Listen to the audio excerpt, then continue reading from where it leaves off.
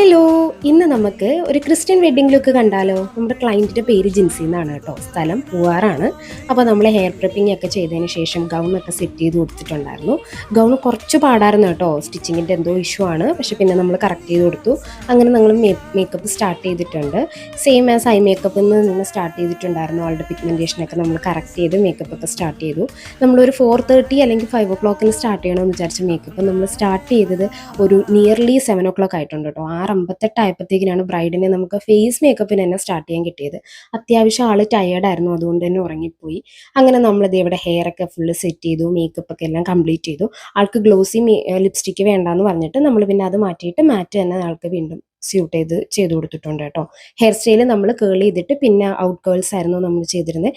ഇതായിരുന്നു ജിൻസിയുടെ final look. നിങ്ങൾക്ക് ഇഷ്ടപ്പെട്ട ലൈക്ക് ചെയ്യുക, ഷെയർ ചെയ്യുക, അതുപോലെ തന്നെ കമൻറ്റ് ചെയ്യുക. അപ്പോൾ അടുത്ത വീഡിയോയിൽ കാണുന്നവരെ ബൈ ബൈ.